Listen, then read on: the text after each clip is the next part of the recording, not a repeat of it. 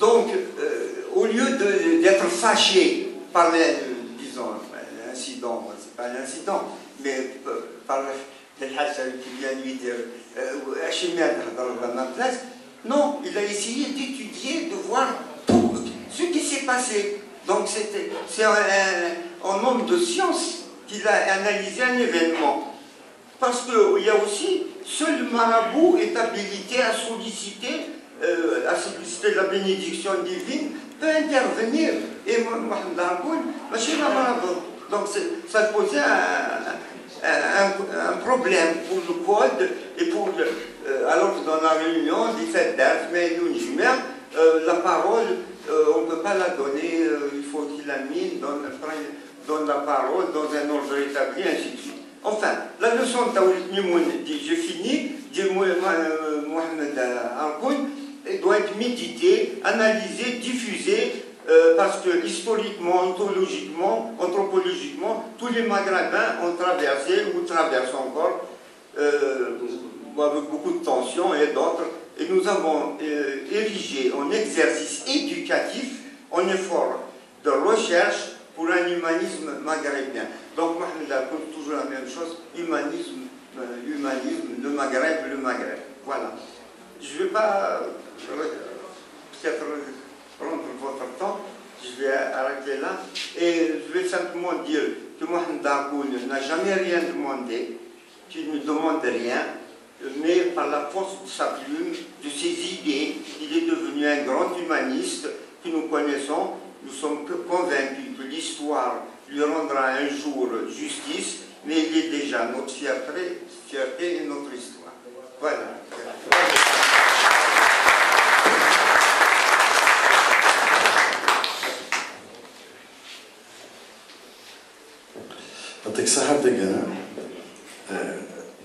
Alors, sans plus tarder, je vais donner la parole à notre ami, notre frère, Abdeslam Shtadi, qui nous vient du Maroc, de Casa.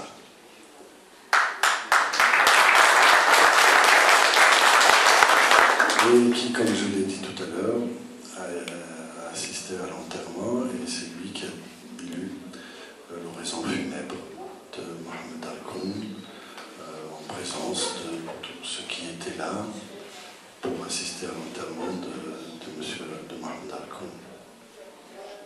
Et c'est lui qui donc m'a dit une phrase qui va rentrer dans les annales. Il m'a dit, ici aussi, il est chez lui.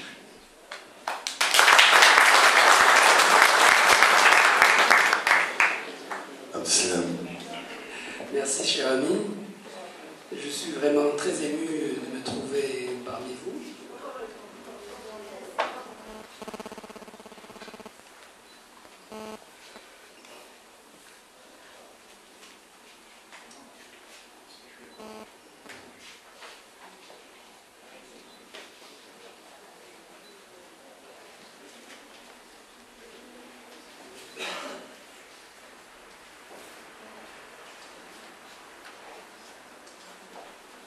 Cette émotion, je pense, elle est partagée par vous tous.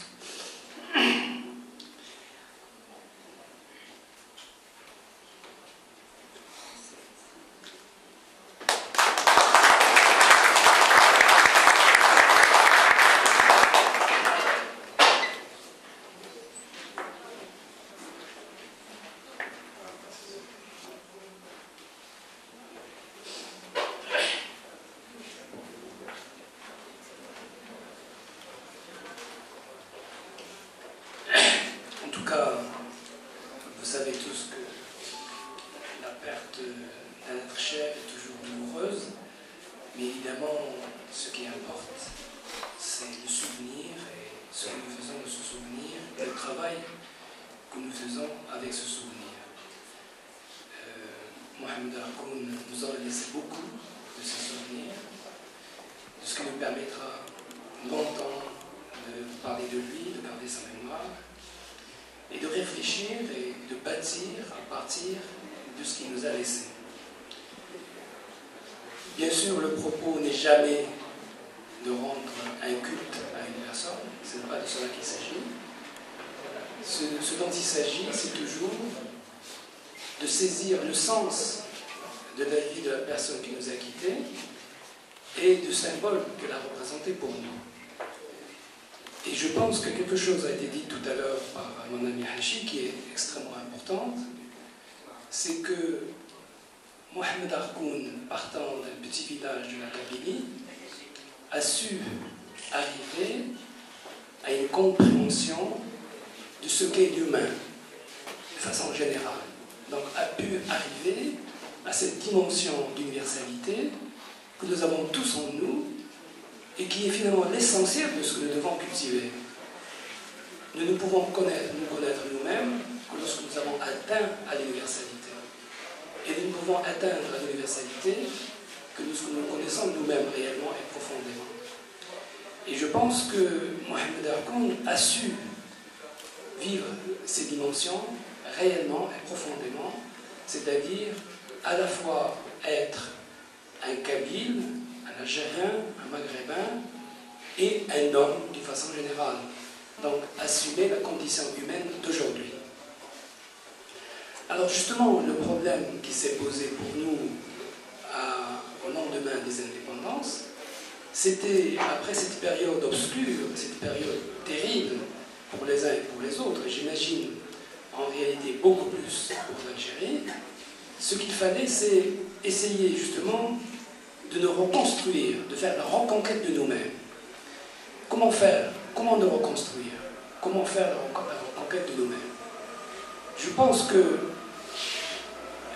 intuitivement, nous voulions aller le plus loin possible dans cette sorte d'émancipation, dans cette sorte de reconstruction. Mais étant donné le changement qui s'est opéré dans le monde par rapport à nos propres traditions, étant donné le langage nouveau qui s'est instauré dans le monde, en réalité nous nous trouvions démunis. Nous nous trouvions démunis parce que quand les Français sont partis aussi bien du Maroc que de l'Algérie, de la Tunisie, et peut-être encore plus de l'Algérie, nous étions pratiquement tous des analphabètes. Une toute petite partie de notre population avait acquis l'éducation nécessaire, avait acquis le niveau de culture nécessaire. Et donc, il nous fallait des guides, il fallait des gens pour nous dire comment travailler, comment faire ce travail de reconstruction et de reconquête de soi.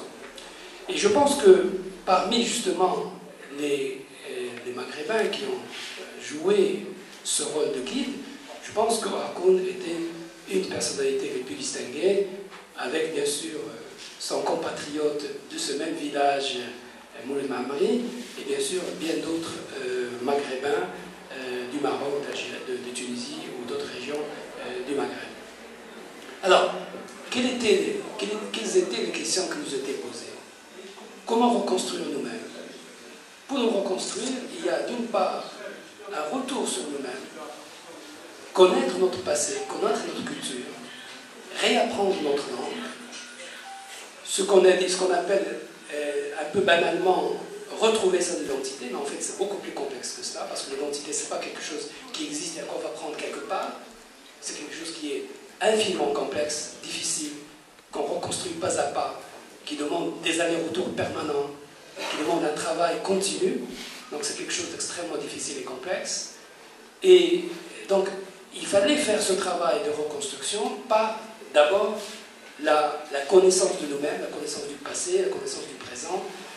Et ce travail-là, justement, nous ne pouvons pas le faire spontanément. Aujourd'hui, on ne peut pas simplement se dire « Voilà, j'ai un passé derrière moi, et il suffit que je regarde derrière moi pour que je reconquière ce passé. » Malheureusement, ça ne se passe pas comme ça. Il faut aujourd'hui des moyens intellectuels, des moyens scientifiques. Et parmi les choses sur lesquelles, justement, Mohamed Harkoun a attiré l'attention de façon fondamentale, et il en est devenu pratiquement le symbole, c'est qu'il faut, pour être nous-mêmes, que nous puissions construire des moyens, conquérir ces moyens scientifiques. C'est ça qui était véritablement fort et important chez Harkoun, et pour lequel il a mené une véritable bataille pendant plus de 50 ans. Et cela concerne donc notre passé et notre présent, par justement tous les moyens que nous avons aujourd'hui, qu'il faut connaître et apprendre à assimiler, et peut-être améliorer et dépasser. mais aussi connaître le monde extérieur. Non seulement connaître les sciences et les arts et les techniques, etc., qui sont quelque chose de relativement facile, mais connaître les expériences fondamentales des autres cultures. Et cela, non plus, ne peut pas se faire si nous n'avons pas des universités extrêmement bien outillées, avec des corps professoraux extrêmement bien formés, si nous n'avons pas construit notre langue pour dire dans notre langue ce qui se passe chez nous et ce qui se passe dans le monde.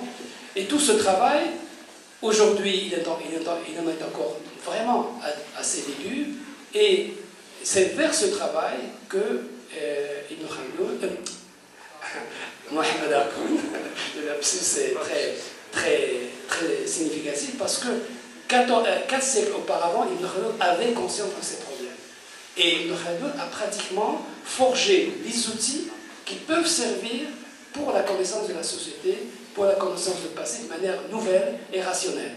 Et aujourd'hui, les outils qui sont utilisés dans le monde occidental, c'est des outils qui n'ont pas été hérités d'Ibn Khaldun, mais qui ont retrouvé les mêmes principes qui ont été inventés par Ibn Khaldun. Et donc, finalement, ce travail de conquête scientifique, pour la conquête scientifique, pour la conquête de nous-mêmes, c'est ça qui est important. La science n'est pas détachée de nous-mêmes. Et ce qui se passe dans notre société, c'est que nous croyons que la science, c'est quelque chose d'extérieur. Or, la science, c'est quelque chose qui doit faire partie de nous, qui doit faire partie de la formation de notre esprit, qui doit être en permanence en train d'agir dans toutes nos actions, dans tout ce que nous faisons. C'est ce qui existait autrefois dans la société musulmane quand elle vivait normalement avec ses propres concepts, avec sa propre culture, avec ses propres sciences, mais tout cela a été d'une certaine manière perdu, en tout cas assez largement perdu, et aujourd'hui, ce travail doit être refait, et véritablement, on peut dire que Mohamed Haroun a été une des personnalités du monde arabe et musulman qui a le mieux compris ce qu'il fallait faire, et qui a lui-même contribué par des travaux scientifiques pour justement l'assimilation à la fois de notre passé et de ce qui se passe aujourd'hui dans le monde. Je vous remercie.